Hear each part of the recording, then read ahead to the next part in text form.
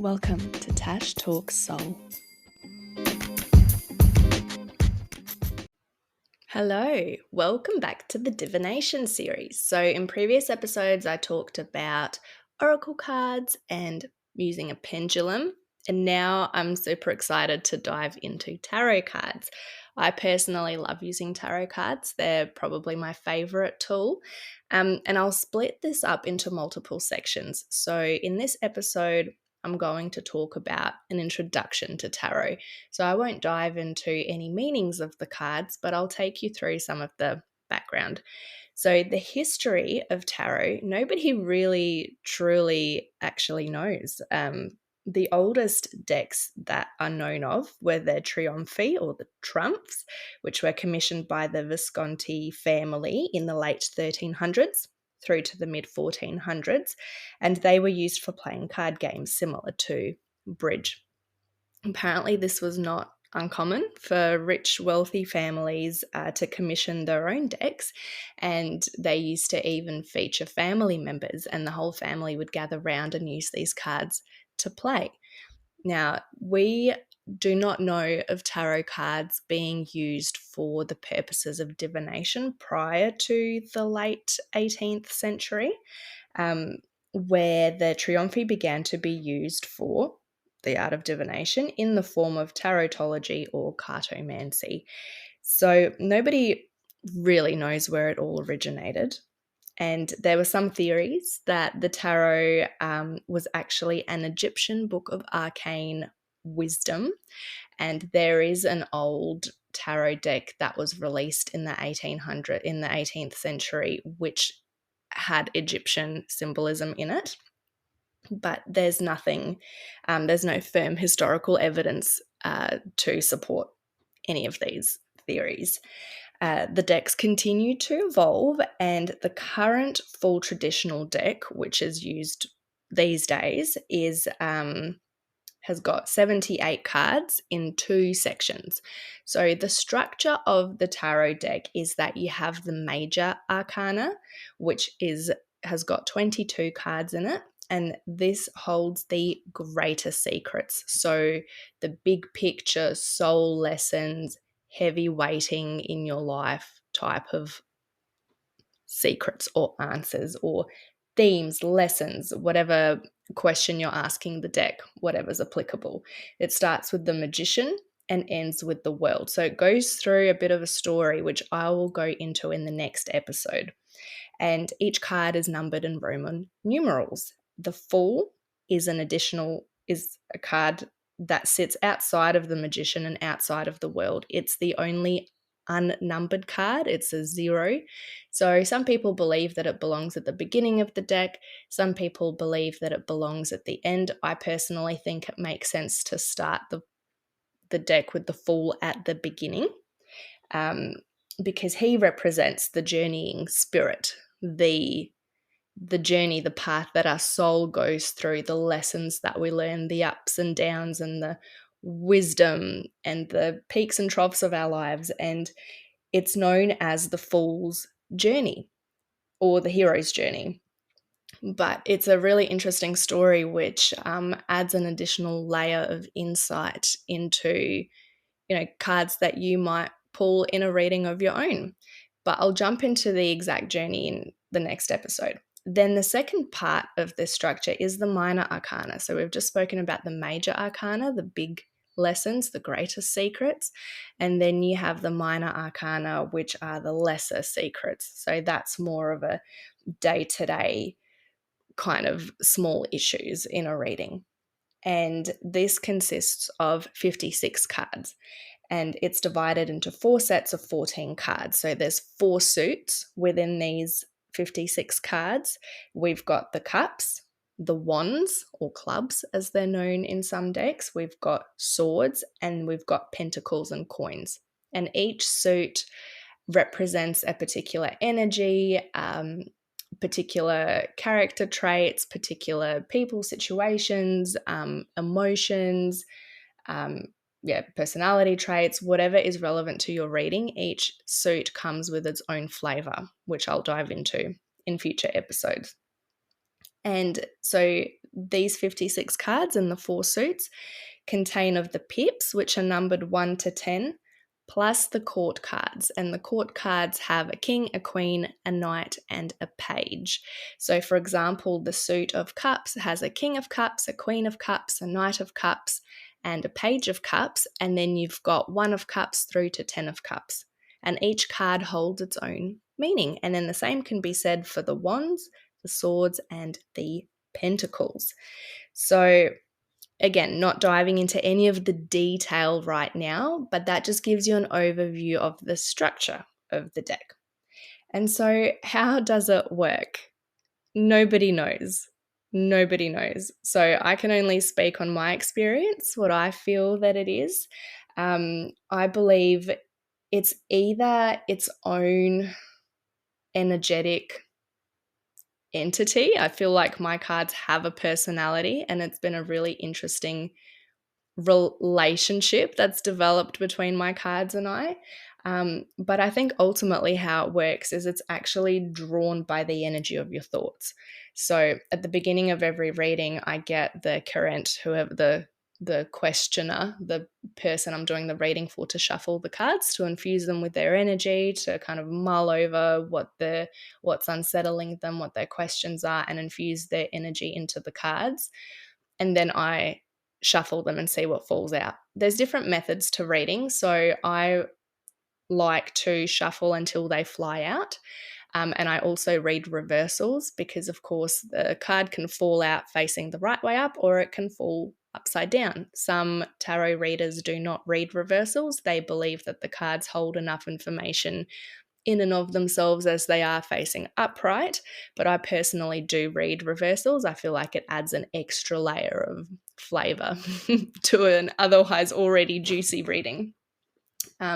Some people like to split the deck, so they might shuffle and then they might ask you to shuffle, and then you'll split the deck into 3 and then bring it back together and then pull a couple of cards. Some people might knock on the deck 3 times, and the reason for splitting the deck, for cutting the deck, and for knocking 3 times is to just cleanse the energy, remove the energy of any other people that might have handled the cards, because energy transference is real. That's why some people don't like other people handling their crystals. Or in the case of tarot cards, if you go to a tarot reader who sees lots of people that go through their doors, they want to cleanse that energy and get rid of it. I personally feel like the relationship I have with my cards, we're in a constant state of being cleansed. If I feel like there is some residual energy, I will intentionally remove that and cleanse the cards. But generally, I don't split the deck and I don't knock on it or do anything like that. I prefer just shuffling it and seeing what just flies out. They've got a mind of their own. I do feel that, every reading gives you an insight into the current situation with your energy, your vibration, where your mind is at right now is reflected within the universe. But we don't live in a static world. So things change. You might have a change of heart, a change of mind tomorrow. And then the fluid future that was probable for your situation will then change. So don't be disheartened if you go for a reading and it says something to you.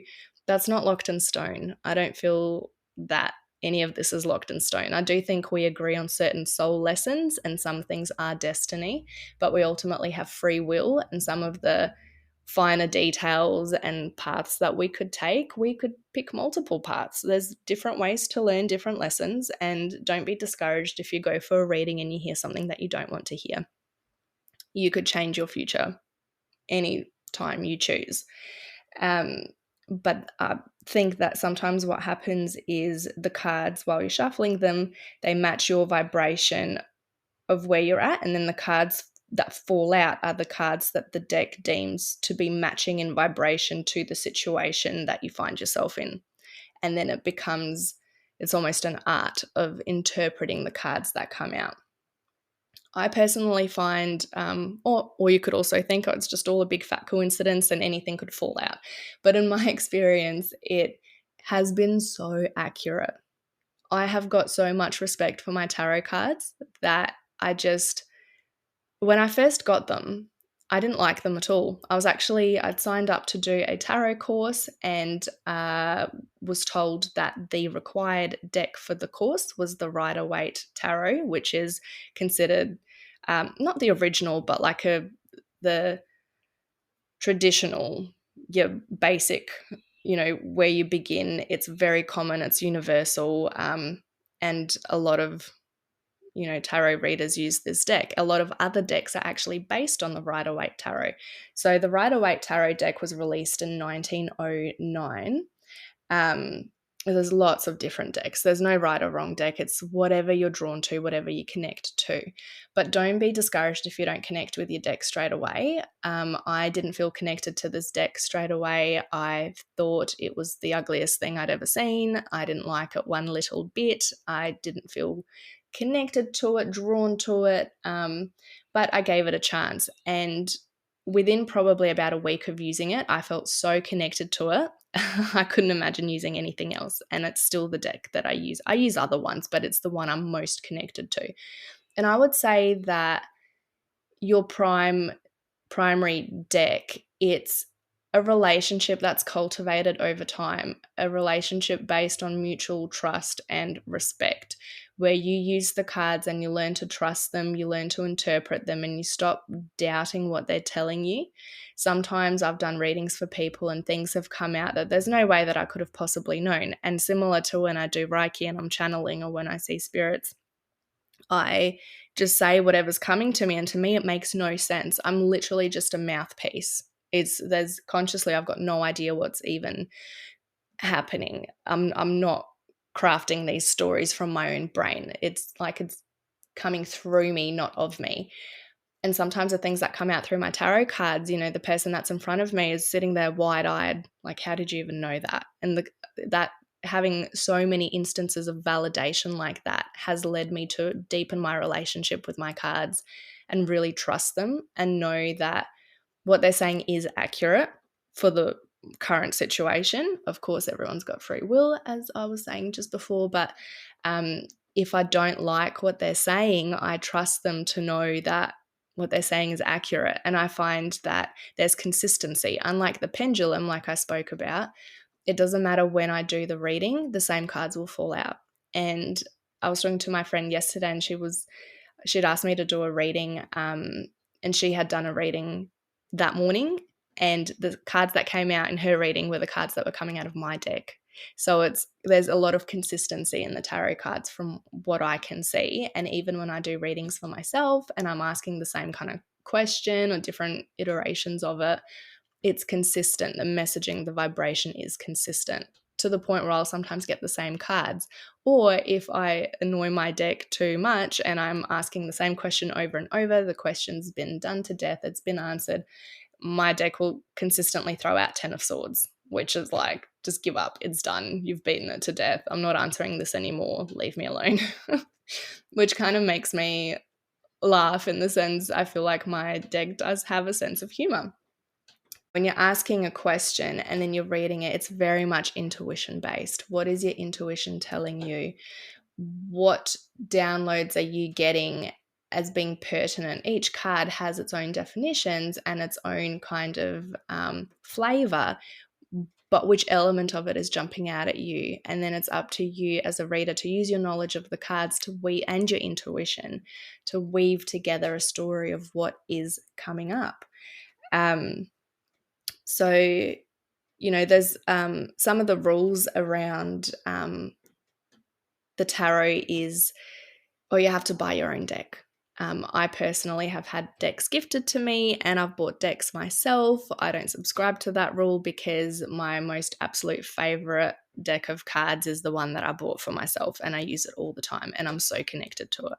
So it's, I think it's all in the energy and the intention, so you don't have to follow strict rules as long as the energy behind it is right. And I have found that, your connection with your deck is a deepening relationship. Different decks have different imagery. So I mentioned before, a lot of them are actually based on the Rider-Waite deck, but there's beautiful ones out there, all sorts of different ones. So pick what speaks to you. And I've said before that, oracle cards are soft and gentle and they're your bestie. And then tarot cards are like your rude black sheep auntie that just has no filter and, has a glass of wine in hand and doesn't care whose feelings she hurts. The tarot can be like that. And I definitely found a challenge of the tarot is molding together with the cards, because it's so easy to take it personally. And because of the rudeness and harshness, it can feel like an attack and very personal and very negative, especially if you've started with oracle cards and you're used to the soft gentleness. It can be quite jarring to start doing readings with tarot cards and then feeling like everything is so negative, that all the answers are bad. And it takes time to grow together over time. And I felt that my cards have softened, or perhaps I've hardened up and I can accept the message and interpret it in such a way that is not doom and gloom. I actually don't believe there are any bad cards in the tarot. There's some wonderful cards. There's other cards that are, representing a lesson or a journey or a, particular space you may find yourself in, but none of it's bad. Some cards, some people say, are tarot cards demonic? They can be associated with witchcraft and magic and things like that, which in the history of our society and religion and, Christianity, it does lend itself to a negative association. But, that's not a conversation I'm going to dive into here where, okay, are witches even real, or was that just the oppression of women and women's liberty and women's sexuality and women's wisdom around plants and nature and how that threatened the control of our society at the time? That's a whole other conversation. But at the end of the day, our universe is all energetic, and these cards are simply a mirror reflection of your current energetic state. And even if you look at cards as telling a prophecy, prophecy literally means to be inspired by God. So it depends how you approach it. Some people, there's been talk that the Rider-Waite tarot deck and the decks that are closely based on it do have demonic symbolism. And if that's not your cup of tea, okay, if that's what you choose to believe. I personally don't at all, but you can find different decks. I follow a girl on, she's on TikTok, but I see her through Facebook. She has created her own cards, which are very angels based, and she has completely reworked the symbolism. So she continues to read cards, but she's just making a conscious effort to change the kind of symbolism that she exposes herself to. So that's completely her prerogative, and that makes her happy. So if you feel more comfortable using a particular deck that resonates with you and your beliefs, feel free to do that. So when you're doing a reading, there's lots of different ways to do a reading. You can have different spreads. You can have a 3-card spread or a 5-card or a 10-card. I learned how to do the Celtic Cross, even though, to be honest, I don't do that very often anymore. You could just ask a question and see what comes out. You could have just 1 card. You could do a chakra healing spread, which was one that my friend and I were looking at, where each card that falls out, you structure them to be in position, reflective of where your chakras are, to see what your body is doing energetically in each of those areas. You could do anything. Honestly, I'm not going to go into spreads in this because it's infinite. So you can just get on Google and look up different tarot spreads and see what resonates with you. If you buy cards, they often come with a booklet, which can have its own spreads. It also has each card's meaning, but I find that to be quite a little bit kind of cardboard, robotic, very simple and not very intuitive, but it's up to you. It's a great place to start. There's a lot of resources on how to interpret the cards. You might listen to a podcast or watch a YouTube video, or you could go to a course, which is what I did. You could Google for hours. There's a lot of really good resources. Sometimes I'll do a reading, and I'm a very intuitive reader, so I don't know if you've gathered from my podcasts, but I'm very for me, the energy and the intuition comes first before any tools or any rules or any structure. I still feel I get the job done. I just do it maybe differently, a bit more flowy. So for me, I shuffle the cards, I see what falls out. I'm not strictly reading the meanings. I'm really waiting for the intuitive hits to come through. So I know I'm being guided in what I'm saying. And I will often give a very intuitive reading, and then I will feel, you know what, I'm actually missing something. There's something I'm not getting here. So then I might say, like I usually read for my friends, I'm like, I want to look something up. I want to get more clarification on this. And then I'll jump online. One of my favorite websites is the Tarot Guide. So you can literally type in like King of Cups meaning tarot, and then it'll come up with a couple of different links, and I go for the tarot guide, and that splits it up whether you're looking at a love reading or a career reading, or is it a health reading, or is this a spiritual question or just a general thing. And it also does the same thing for reversals. So that's a really good way to familiarize yourself with the cards further and just get a little bit of extra insight. And then, of course, it's not just reading the cards individually, it's the way that they work together. So you might have, how do these two cards play together? Because the meaning changes when you get certain surrounding cards, which can either confirm or deny or a particular sentiment or a particular situation. So you want to look at not just each card individually, but what picture is it painting all together, the interconnectedness, the story that it paints when you look at it as one big whole. So, I like to read intuitively.